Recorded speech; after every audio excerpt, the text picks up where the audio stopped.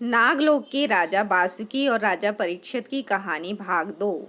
जब राजा बासिक रानी को रोता छोड़कर महल के दरबार में पहुंचे तो उन्हें लगा कि पृथ्वीलोक के राजा पारिक ने उनके नाम एक संदेश भेजा है, जिसमें राजा पारिक ने अपने महल में राजकुमार होने की खुशखबरी उन्हें दी। संदेश में लिखा था, प्रिय मित्र बासिक, मुझे आपको यह बताकर बड़ी प्रसन्नता हो रही है कि हमारी रानी ने सुंदर राजकुमार को जन्म दिया है। जन्म कुंडली पर राज्य के पंडितों ने बताया कि राजकुमार काफी अच्छे नक्षत्रों में उत्पन्न हुए हैं, इसलिए उनका नाम परीक्षित निर्धारित किया गया है।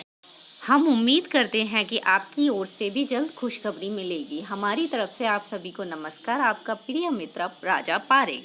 यह समाचार सुन राजा बासिक सन्न रह गए, मानो एक एक शब्द ने उनके दिल पर जैसे आत्मघाती हमला किया हो। राजकुमार के नाम से अब राजा बासिक की चिंता बढ़ने लगी थी। दूसरी तरफ रानी किसी भी हालत में अपनी राजकुमारी को बचाना चाहती थी, जिसके लिए रानी ने मन ही मन एक योजना बनाई और अपनी नौकरानी को बुलाकर बोली। रानी बांदी से बोली, बांदी, तुम्हें याद होगा जब मैं शादी करके इस राज्य में आई थी तब पिताजी ने तुम्हें मेरे साथ भेजा था ताकि तुम हमारी हर बात मानकर उसका पालन करो और हमारा ध्यान रखो। आज हम पर बहुत बड़ी समस्या है तो इसमें मेरा साथ देना आपका कर्तव्य बनता है। बांदी हाथ जोड़कर, महारानी मुझे आज्ञा दें, मैं आपके लिए अपनी जान भी कुर्बान कर दूंगी। रानी ने कहा, तो तुम हमारा एक काम करो, हमारी पुरानी सहेली शीला सेठानी को बुलाकर हमारे पास ले आओ और इस बात की विशेष ध्यान रखना कि इसकी सूचना किसी और को ना मिले। बांदी ने कहा, ठीक है रानी, आप चिंता ना करें, कृपा करके आप अंधेरा होने की प्रतीक्षा करें, मैं आपकी सूचना शीला सेठानी तक जरूर पहुंचा दूंगी। दोस्तों, शीला सेठानी और रानी दोनों ही बचपन की सहेलियां थीं। दोनों का पीहर एक था, दोनों ही सहेलियां थीं। राजा बासिक की नगरी में ब्याही थीं, यानी दोनों का पीहर भी एक था और ससुराल भी। बस फर्क था तो बस इतना कि एक रानी थी तो दूसरी सेठानी। अब जैसे ही अंधेरा हुआ तो बांदी तुरंत शीला सेठानी के पास पहुंची।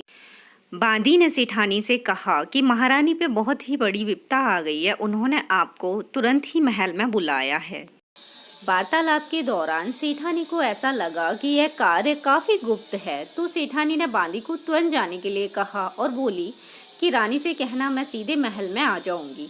बांदी ने तुरंत जाकर रानी को यह सूचना दी कि सेठानी थोड़ी देर में यहाँ आ जाएगी। अपने मित्र की आने की सूचना सुनकर रानी काफी प्रसन्न हुई, क्योंकि केवल वही थी जो रानी के एकमात्र सहारा थी। करीब आधे घंटे के बाद शीला सेठानी रानी के सामने हाजिर हो गई और अपने दोस्त को देखकर रानी फूट फूट कर रोने लगी। शीला सेठानी, क्या बात है बहन, ऐसी कौन सा दुख है जो परमेश्वर ने तुम्हें इस कदर रोने पे मजबूर कर दिया? रानी रोते हुए, शीला तुम पहले मेरी अभागन कन्या को देखो। शीला सेठानी ने लड़की को देखा और बोली, बहन तुम्हारी राजकुमारी कितनी सुंदर है, इसमें रोने की क्या बात है? रानी ना चाहते हुए भी खुद को रोक नहीं पा रही थी, लेकिन उसने राजा बासिक की कुछ बातें शीला सेठानी को बताई और साथ ही यह भी बताया कि कैसे राजकुमारी को आज ही मारने का हुक्म दिया है। शीला सेठानी को भी यह बात सुनकर काफी धक्का लगा। फिर उसने आश्चर्य से रानी से पूछा, तो बहन इसमें मैं तुम्हारी कैसे मदद कर सकती हूँ? भाग 2 में अब आगे क्या होगा ये जानने के लिए प्लीज़ मेरे चैनल को सब्सक्राइब करिए, लाइक करिए, शेयर करिए और कमेंट भी करिए। धन्यवाद।